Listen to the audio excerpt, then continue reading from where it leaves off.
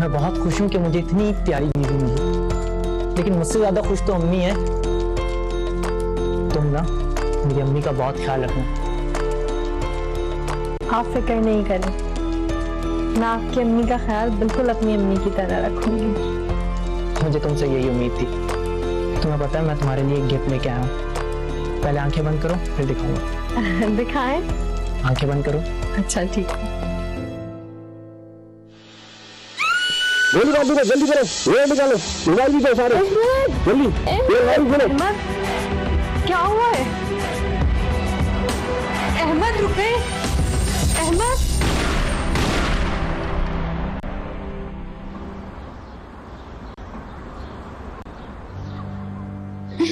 बेटा ये सब कैसे हो गया?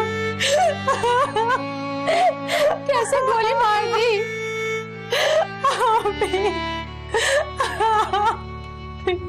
घर में कुछ डाकू घुस आए थे, वो सारा सामान ले जाना चाहते थे।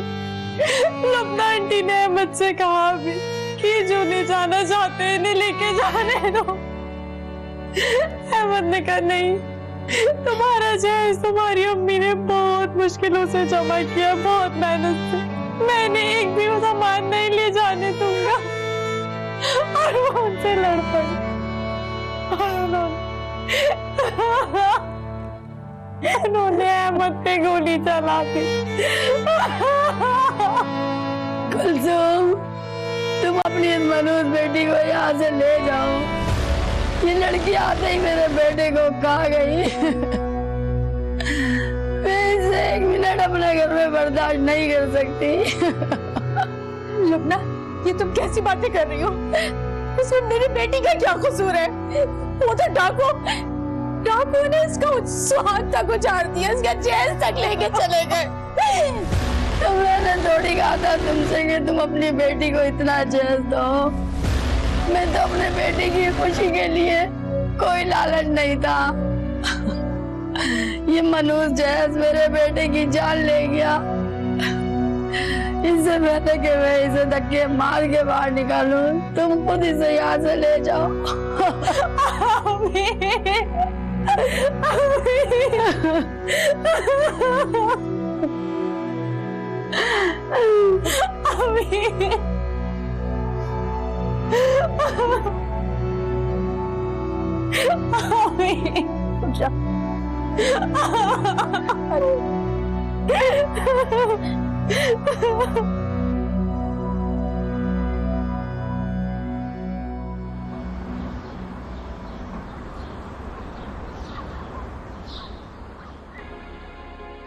अम्मी, अहमद की मौत में मेरा क्या कसूर है?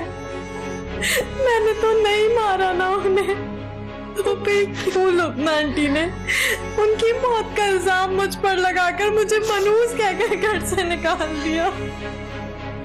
मरियम, इसमें तुम्हारा कोई कसूर नहीं। ये सब अम्मी की लालच का अंजाम है।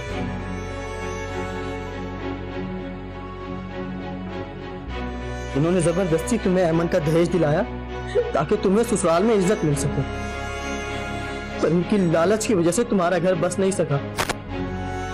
अब बताएं अम्मी, क्या मिला आपको ये सब कुछ करके, अहमद का दिल दुखा के? भाई प्लीज अम्मी को कुछ मत बोले, अम्मी का कोई कसूर नहीं है इसमें। नहीं मरियम, अर्शद ठीक कह रहा है। मुझे मेरे किए की सजा मिली है। एमन मुझे माफ कर देना, मुझे माफ कर दे। मैंने तुम्हारे माँ बाप को मजबूर किया था कि वो तुम्हें महंगा जहेज दे सके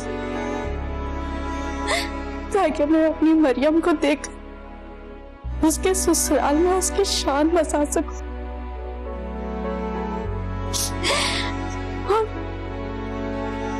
मैं भूल गई थी बेटियों के जहेज देने से उनके घर नहीं बसते बल्कि लोगों की दुआओं से बसते हैं। क्या कर दिया मैंने?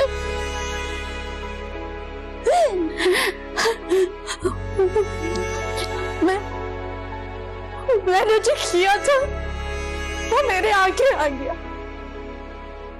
मैंने तुम्हारे साथ जो किया, तुम्हारा कितना दिल दुखा होगा ना। तुम्हारे उस दिल से उसके लिए दुआ नहीं बद्दुआ निकली होगी। मुझे माफ कर दो। नहीं अम्मी, मैंने मरियम को हमेशा अपनी बहन माना है, कभी इसका बुरा नहीं चाहा, और मुझे अपने जहेज का भी कोई दुख नहीं है। लेकिन दुख इस बात का है कि मरियम का घर उजड़ गया और मुझे इससे कभी कोई शिकायत भी नहीं रही।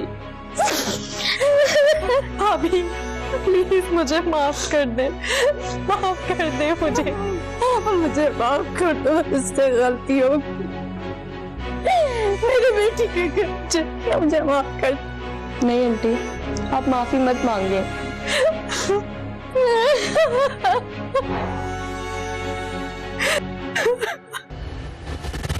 जितना अच्छा रिश्ता मैं तुम्हारे लिए चाहती थी, उससे लाखों गुना रिश्ता अच्छा मिला है मुझे। वो एमन को बहुत सारा जहेज देगा। मुझे तो उनकी नजर में लालच नजर आ रही है, लेकिन आपने तो मेरे अब्बू से जहेज के नाम पे सारी चीजें ली थी। हाय लेमन, मुझे तो बहुत डर लग रहा है कहीं तेरी सास ने सामान बेच तो नहीं दिया। हम इतने सारे इंतजाम कैसे करेंगे शादी के? ये तो मुझ पर छोड़। मेरा नाम भी कुलसूम है। किसकी जड़ किस तरीके से पकड़नी है मैं अच्छी तरीके से जानती हूँ। एमन का जहेज उठा के मरियम को दे दो।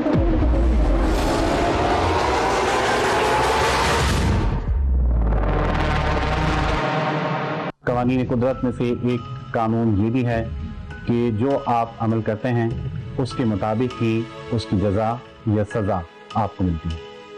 अगर आप रास्ते में पत्थर बिछाते हुए जाते हैं तो पलट कर जब आप देखते हैं तो आपको एक पहाड़ नजर आता है।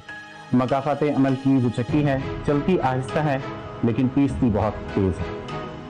तो अगर ड्रामे को हम देखा जाए तो देखें तो मालूम होता है कि एक काम, एक बुराई आज की गई, आगे अगली नस्ल को अगले मरहले में उसका जो नतीजा है उसका सामना करना पड़ा।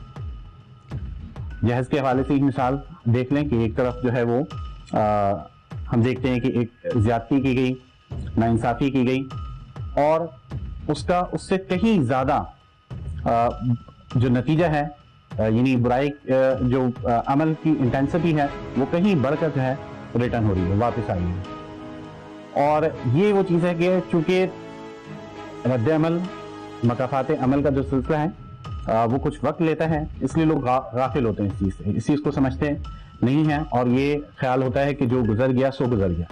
लेकिन जो गुजर गया वो गुजरता नहीं है बल्कि रिटर्न बैक होता है, वो आपके सामने आता है।